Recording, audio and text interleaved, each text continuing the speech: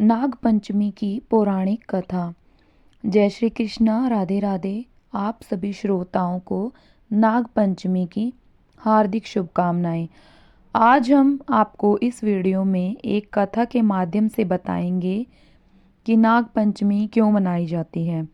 विशेष रूप से श्रावण मास के शुक्ल पक्ष की पंचमी तिथि को हम नाग पंचमी का त्योहार मनाते हैं। सनातन हिंदू धर्म में नागों को बहुत ही ऊंचा स्थान दिया गया है। शिव जी गले में वासुकी नाग को धारण करते हैं और भगवान विष्णु शेष नाग पर विराजमान है। कहा जाता है कि नाग देवता की मदद से ही समुद्र मंथन सफल हो पाया था। इसी कारण से हिंदुओं में नागों की पूजा की जाती है और उन्हें प्रसाद चढ़ाया जाता है।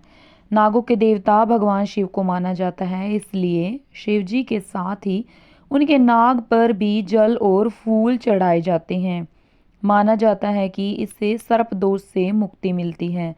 आज हम आप सभी को नाग पंचमी की कथा सुनाने जा रहे हैं, जो गरुड़ पुराण में बताई गई है। एक समय की बात है, एक गांव में एक स्त्री रहा करती थी और वह दूध बेचा करती थी। उसकी एक पुत्री थी जो बहुत ही संस्कारी और सरल स्वभाव की थी।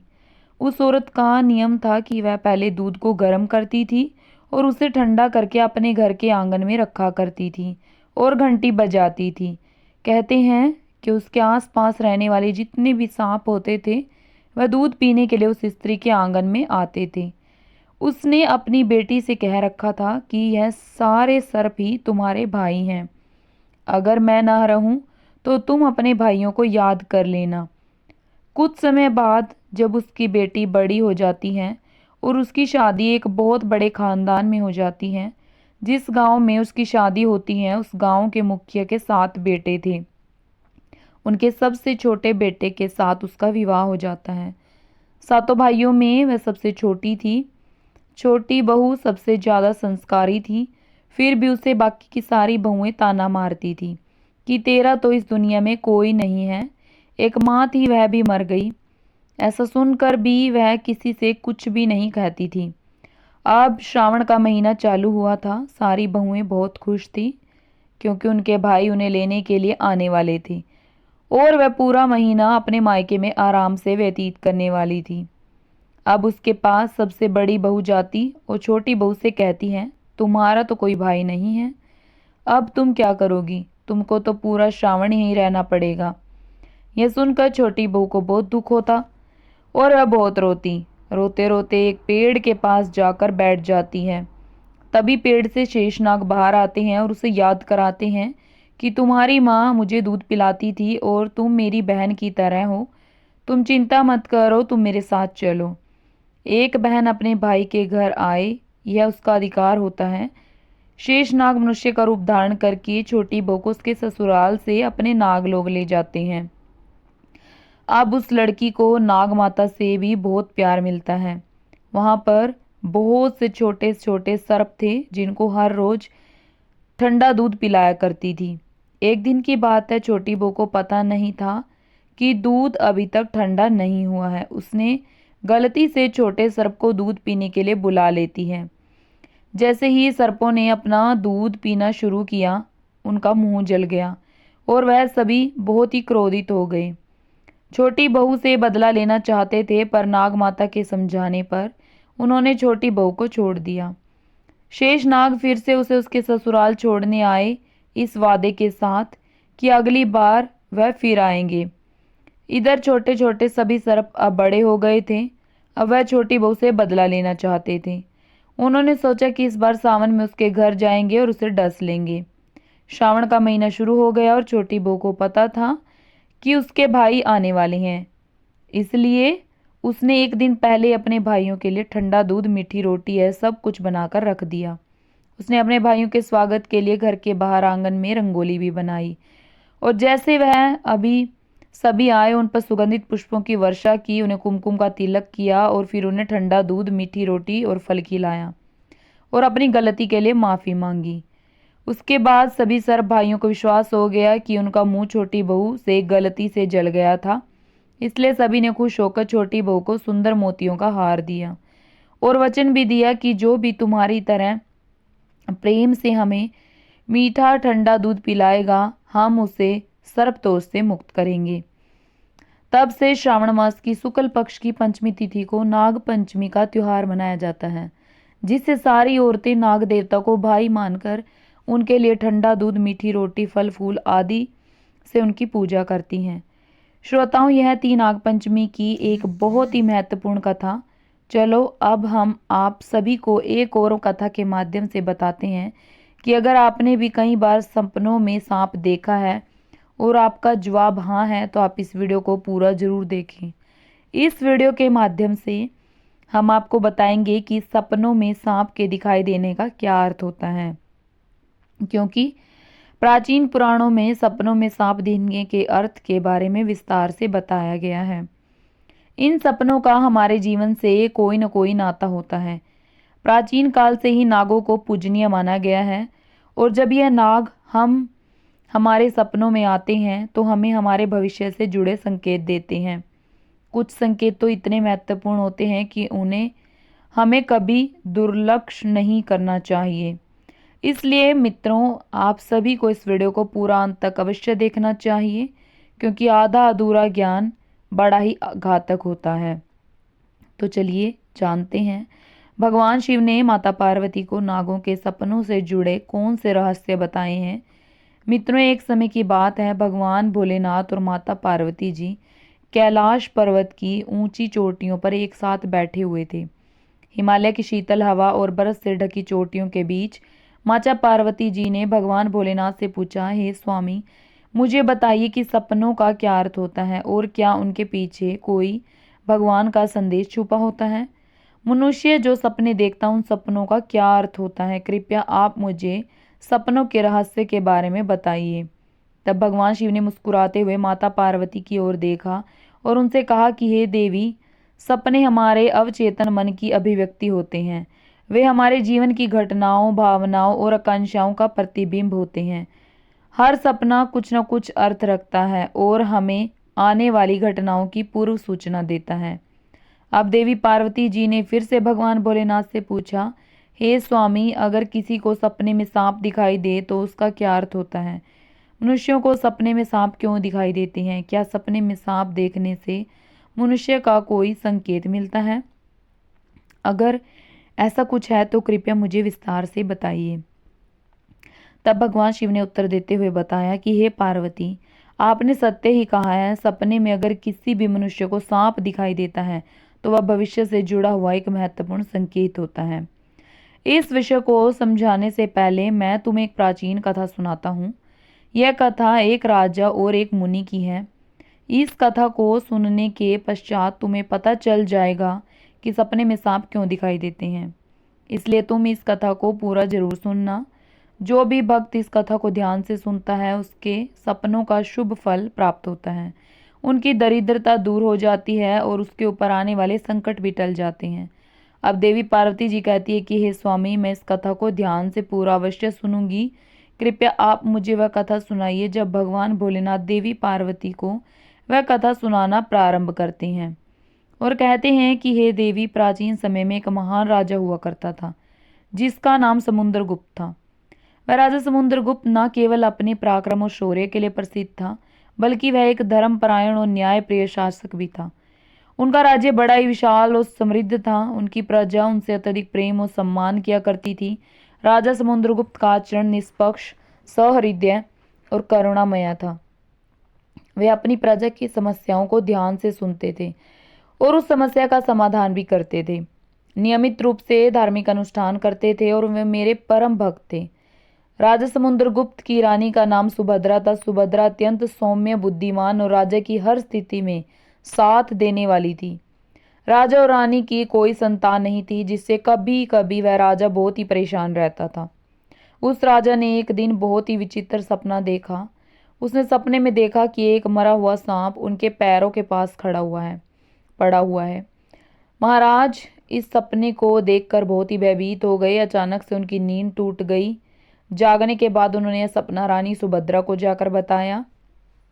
राजा समुद्रगुप्त ने चिंतित होकर रानी से पूछा, हे प्रिय, मैंने सपने में एक मरा हुआ सांप देखा है, इसका क्या अर्थ हो सकता है?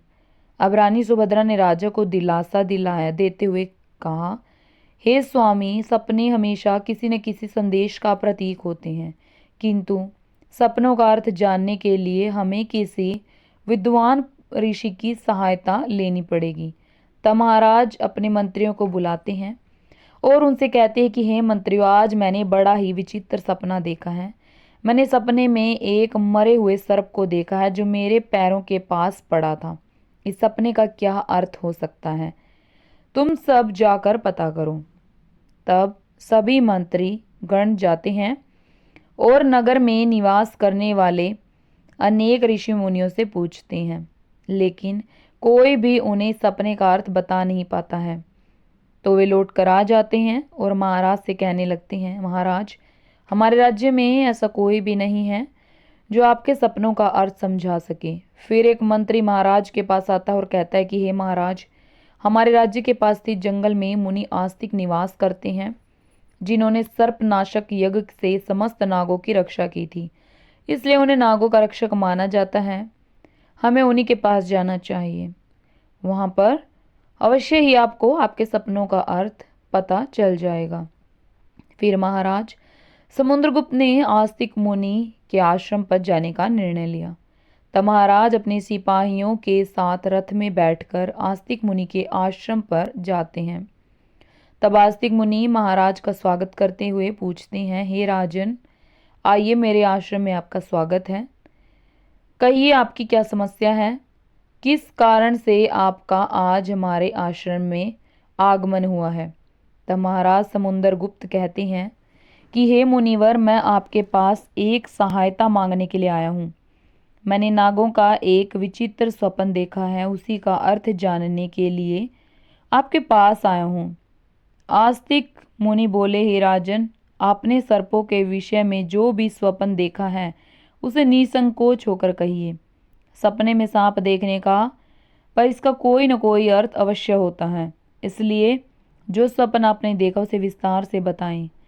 महाराज समुद्रगुप्त आस्तिक मुनि से कहते हैं कि हे मुनिवर, कल रात मैंने एक विचित्र स्वप्न देखा। मैंने देखा कि एक मरा हुआ सांप मेरे पैरों के पास पड़ा हुआ था। कृपया मुझे इस स्वप्न का अर्थ बताइए। आस्तिक मुनि ने ध्यानपूर्वक राजा की बात सुनी और कहा, हे राजन, अगर सपने में आपको मरा हुआ सांप दिखाई देता है तो इसका मतलब है कि आपके जीवन की बाधाएं और संकट जल्द ही दूर होने वाले हैं। यह एक शुभ संकेत है, इसलिए आप चिंता मुक्त होकर घर पर जाएं। इसमें भयभीत होने वाली कोई भी बात नहीं है। फिर महाराज समुद्रगुप्त प्रसन्न होकर आस्तिक मुनि को प्रणाम करते हैं और धन्यवाद देते हुए लौटकर अपने राज्य में आ जाते हैं। इस स्वप्न के फलस्वरूप कुछ दिनों बाद राजा चंद्र समुद्रगुप्त के राज्य में दुश्मनों द्वारा उत्पन्न की गई सभी समस्याएं और संकट दूर हो गए। राजा इस संकेत से बहुत खुश हुआ। फिर अगले दिन राजा को रात को समुद्र को एक ऐसा ही सांप और एक सपना आया। उसने अपने सपने में राजा समुद्रगुप्त ने देखा कि वह एक बड़े सांप को पकड़ रहा है। जागने के बाद राजा ने तुरंत आस्तिक मुनि के पास जाकर पूछा, हे मुनिवर, मैंने सपने में देखा कि मैं एक बड़े सांप को पकड़ रहा हूँ, इसका क्या अर्थ है? आस्तिक मुनि ने कहा, हे राजन, अगर आप सपने में सांप को पकड़ते हुए देखते हैं तो यह भी एक शुभ संकेत होता है, दर्शाता है कि आप भविष्य में अपनी मेहनत से धन संपत्ति प्राप्त करेंगे और उसे सही तरीके से इस्तेमाल करेंगे। कुछ दिनों बाद राजा ने एक बड़े युद्ध में विजय प्राप्त की और राज्य की संपत्ति में वृद्धि हुई। राजा समुद्रगुप्त को तीसरा सपना आया। एक रात राजा समुद्रगुप्त ने सपने में देखा कि एक सांप उड़ता हुआ दिखाई दे रहा है। जागने के बाद राजा ने तुरंत आस्तिक मुनि के पास जाकर पूछा, हे मुनिवर, मैंने सपने में एक उड़ता हुआ सांप देखा है, इसका क्या अर्थ है? आस्तिक मुनि ने कहा, हे राजन, अगर सपने में सांप उड़ता हुआ दिखाई देता है तो यह उन्नति और प्रगति का प्रतीक होता है। इसके बाद राजा के राज्य में व्यापार और कृषि में उन्नति होने लगी। कुछ दिनों बाद राजा समुद्रगुप्त को चौथा सपना आया। कुछ दिनों बाद राजा समुद्रगुप्त ने सपने में बार बार काले रंग का सांप देखा। वह चिंतित होकर आस्तिक मुनि के पास गया। राजा ने उनसे पूछा, हे मुनिवर, मैंने सपने में बार बार काले रंग का सांप देखा है, इसका क्या अर्थ है? आस्तिक मुनि ने कहा, हे राजन, अगर सपने में बार बार काले रंग का सांप दिखाई देता है तो यह काल सर्प दोष का संकेत है। हालांकि ज्योतिष शास्त्र में इसका निवारण भी बताया गया है। आस्तिक मुनि के निर्देशानुसार राजा ने पूजा पाठ किया और दोष से मुक्ति पाई। राजा समुद्रगुप्त का पांचवा सपना। फिर एक रात राजा समुद्रगुप्त ने सपने में हरे रंग का सांप देखा। जागने के बाद राजा ने तुरंत आस्तिक मुनि के पास जाकर पूछा, हे मुनिवर, मैंने सपने में हरे रंग का सांप देखा है, इसका क्या अर्थ है? आस्तिक मुनि ने कहा कि हे राजन, अगर सपने में हरे रंग का सांप दिखाई देता है तो एक शुभ संकेत होता है और यह निकट भविष्य में आपके साथ घटने वाली किसी अच्छी घटना की ओर इशारा करता है। इसके बाद राजा के राज्य में अच्छी फसल हुई और राजा बहुत खुशहाल हो गई, प्रजा भी खुशहाल हो गई। राजा समुद्रगुप्त का छठवां सपना। एक अन्य रात राजा समुद्रगुप्त ने सपने में सफेद रंग का सांप देखा। जागने के बाद राजा ने तुरंत आस्तिक मुनि के पास जाकर पूछा, हे मुनिवर, मैंने सपने में सफेद रंग का सांप देखा, इसका क्या अर्थ है?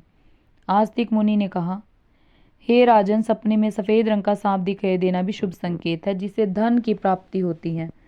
कुछ दिनों बाद राजा को एक ज्ञात स्रोत से बहुत सारा धन प्राप्त हुआ। राजा समुद्रगुप्त का सातवां सपना।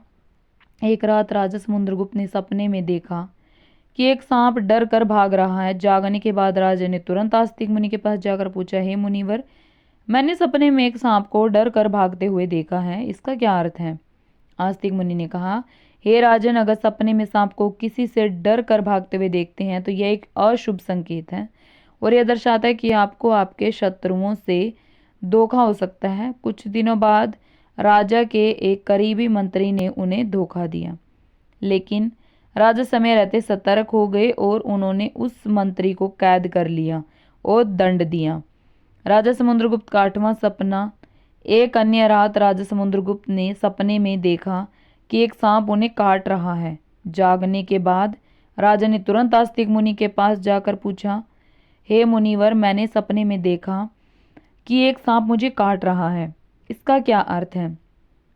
आस्तिक मुनि ने कहा, हे राजन, अगर सपने में सांप आपको काटता है या आपका पीछा करता है तो यह किसी अशुभ घटना की सूचना होती है।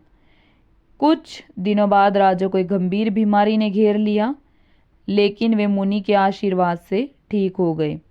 राजा समुद्रगुप्त का नौवां सपना। एक रात राजा समुद्रगुप्त ने सपने में नाग नागिन का जोड़ा देखा। जागने के बाद राजा ने तुरंत आस्तिक मुनि के पास जाकर पूछा, हे मुनिवर, मैंने सपने में नाग नागिन का जोड़ा देखा है, इसका क्या अर्थ है? आस्तिक मुनि ने कहा, हे राजन, अगर सपने में नाग नागिन का जोड़ा दिखाई देता है तो यह एक संकेत है कि आपके पूर्वज आपको सूचना दे रहे हैं कि आपको अपने कुल देवी देवता की उपासना करनी चाहिए। राजा ने मुनि के निर्देशानुसार कुल देवी देवता की उपासना की, जिससे उनके राज्य में सुख शांति बनी रही। राजा समुद्रगुप्त का 10वां सपना। एक रात राजा समुद्रगुप्त ने सपने में सांप के बच्चे देखे जो उनके सिंहासन पर बैठे हुए थे।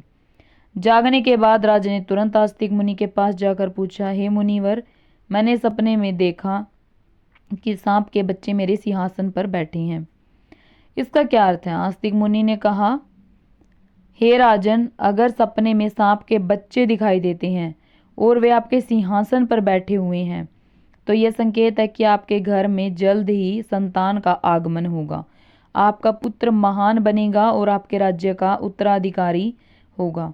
कुछ महीनों बाद रानी सुभद्रा ने एक पुत्र को जन्म दिया। वह पुत्र बड़ा होकर एक महान राजा बना और अपने पिता के राज्य का उत्तराधिकारी बना। राजा समुद्रगुप्त का अगला सपना। एक रात राजा समुद्रगुप्त ने सपने में सांप और नेवले की लड़ाई देखी। जागने के बाद राजा ने तुरंत आस्तिक मुनि को पास जाकर पूछा, हे मुनिवर, मैंने सपने में सांप और नेवले की लड़ाई देखी है, इसका क्या अर्थ है? आस्तिक मुनि ने कहा, हे राजन, अगर सपने में सांप और नेवले की लड़ाई होते देखते हैं तो ये इस बात का संकेत है कि आपके सामने आपके गुप्त शत्रु का खुलासा हो जाएगा और उसके साथ ही आपकी लड़ाई भी होगी। कुछ दिनों बाद राजा के गुप्त शत्रु का पर्दाफाश हुआ और राजा ने उसे परास्त कर दिया। राजा समुद्रगुप्त का 12वां सपना। एक रात राजा समुद्रगुप्त ने सपने में देखा कि एक सांप शिवलिंग से लिपटा हुआ है।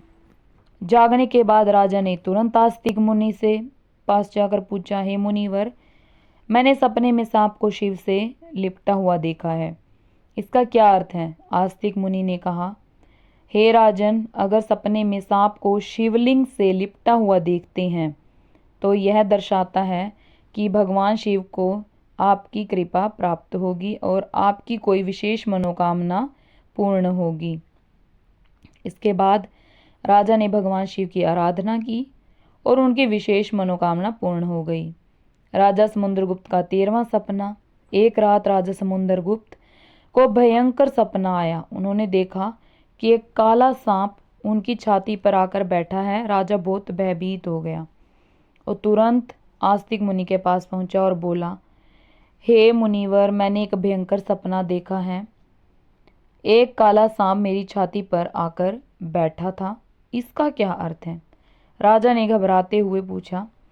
आस्तिक मुनि ने गंभीर स्वर में कहा, हे राजन, यह सपना आपके लिए गंभीर चेतावनी है। इसका अर्थ है कि आपकी मृत्यु निकट है।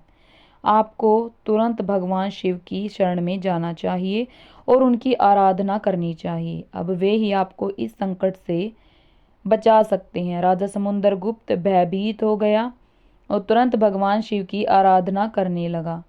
उसने कठोर तपस्या की और भगवान शिव को प्रसन्न करने के लिए अनेक यज्ञ और अनुष्ठान किए। भगवान शिव राजा समुद्रगुप्त की भक्ति और तपस्या से प्रसन्न हो गए और उन्होंने प्रकट होकर कहा, हे राजन, मैं तुम्हारी भक्ति और तपस्या से प्रसन्न हूँ। तुमने अपनी मृत्यु के भय से नहीं बल्कि सच्चे मन से मेरी आराधना की है, इसलिए मैं तुम्हें आशीर्वाद देता हूँ कि तुम्हारी आयु लंबी होगी और तुम स्वस्थ एवं सुखी जीवन जियोगे।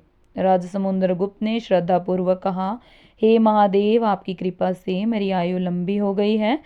मैं आपके आशीर्वाद के लिए अत्यंत आभारी हूँ और मैं सदा आपकी आराधना करता रहूँगा। भगवान शिव ने राजा को आशीर्वाद दिया और उनकी मृत्यु का संकट टल गया। राजा समुद्रगुप्त ने लंबे समय तक अपने राज्य में सुख और शांति से शासन किया। कथा सुनने के बाद देवी पार्वती ने कहा कि हे स्वामी, यह कथा अत्यंत रोचक और शिक्षाप्रद थी। अब मुझे समझ में आ गया कि सपनों का क्या महत्व होता है और वे हमारे जीवन को किस प्रकार प्रभावित करते हैं। तब भगवान शिव ने मुस्कुराते हुए कहा, हे पार्वती, सपने हमें हमारे अवचेतन मन की गहराइयों से जोड़ते हैं और हमें महत्वपूर्ण संदेश देते हैं। हमें उन्हें समझने और उनसे सीखने की कोशिश करनी चाहिए। आगे भगवान शिव कहते हैं, हे पार्वती, राजा समुद्रगुप्त के सपनों ने यह सिद्ध कर दिया कि हर सपना एक संदेश लेकर आता है। यदि सपने में मरा हुआ सांप आता है तो यह सपना जीवन की बाधा और संकटों के समाप्त होने का संकेत देता है। यह शुभ संकेत है कि कठिनाइयां दूर हो रही हैं और सुखद समय आने वाला है। यदि सपने में कोई सांप को पकड़ता है तो यह सपना दर्शाता है कि व्यक्ति अपनी मेहनत से धन संपत्ति प्राप्त करेगा और उसे सही तरीके से इस्तेमाल करेगा। यह सफलता और समृद्धि का प्रतीक है। यदि सपने में उड़ता हुआ सांप दिखता है तो यह सपना उन्नति और प्रगति का प्रतीक है। इसका अर्थ है कि व्यक्ति के जीवन में विकास और तरक्की होगी। यदि सपने में काले रंग का सांप दिखाई देता है तो यह काल सर्प दोष का संकेत है। यह शुभ होता है लेकिन इसका निवारण संभव है, जिससे व्यक्ति को राहत मिल सकती है। यदि सपने में हरे रंग का सांप आता है तो यह शुभ संकेत है और निकट भविष्य में अच्छी घटनाओं का पूर्वाभास कराता है। यह सुख समृद्धि का प्रतीक है। यदि सपने में सफेद रंग का सांप दिखाई देता है तो यह धन की प्राप्ति का संकेत है। यह सपना आर्थिक समृद्धि और सफलता की ओर इशारा करता है। यदि सपने में कोई सांप मनुष्य से डर कर दूर भाग रहा है तो यह अशुभ संकेत है और यह दर्शाता है कि शत्रुओं से धोखा हो सकता है। सावधान रहने की आवश्यकता है। यदि सपने में किसी मनुष्य को सांप काटता है तो यह भी किसी अशुभ घटना की सूचना देता है, जो व्यक्ति के स्वास्थ्य या सुरक्षा के लिए खतरा हो सकता है। यदि सपने में नाग नागिन का जोड़ा दिखाई देता है तो यह संकेत है कि पूर्वजी की ओर से सूचना मिल रही है कि कुल देवी देवता की उपासना करनी चाहिए, जिससे कुल में सुख शांति बनी रहती है। यदि सपने में कोई सांप सिंहासन पर बैठा हुआ दिखाई देता है तो यह सपना आने वाली संतान के संकेत देता है, जो महान बने और राज्य करेगा। यह शुभ और उत्साहवर्धक सपना है। यदि सपने में सांप और नेवले की लड़ाई दिखाई देती है तो यह गुप्त शस्त्रों के खुलासे और उसके सहर्ष का संकेत है। व्यक्ति को सतर्क रहना चाहिए और अपने शत्रुओं का सामना करने के लिए तैयार रहना चाहिए। यदि सपने में कोई सांप शिवलिंग से लिपटा हुआ दिखाई देता है तो यह भगवान शिव की कृपा और किसी विशेष मनोकामना की पूर्ति का संकेत है। यह अत्यंत शुभ और आध्यात्मिक सपना है। यदि किसी मनुष्य को कोई काले रंग का नाग छाती पर बैठा हुआ दिखाई देता है तो यह निकट मृत्यु या गंभीर संकट का संकेत है। इससे व्यक्ति को भगवान की शरण में जाकर उनका आशीर्वाद प्राप्त करना चाहिए। इस प्रकार भगवान शिव ने देवी पार्वती को सभी सपनों के रहस्यों के बारे में बताया। आपको हमारे द्वारा सुनाई गई नाग पंचमी की कथा कैसी लगी, हमें कमेंट करके अवश्य बताएं। अगर कथा पसंद आई है तो इस वीडियो को लाइक करें और हर हर महादेव अवश्य लिखें। हर हर महादेव। और ऐसी ही और कथाओं के लिए आप हमारे चैनल को सब्सक्राइब करें, वीडियो को लाइक करें और शेयर करें। हर हर महादेव।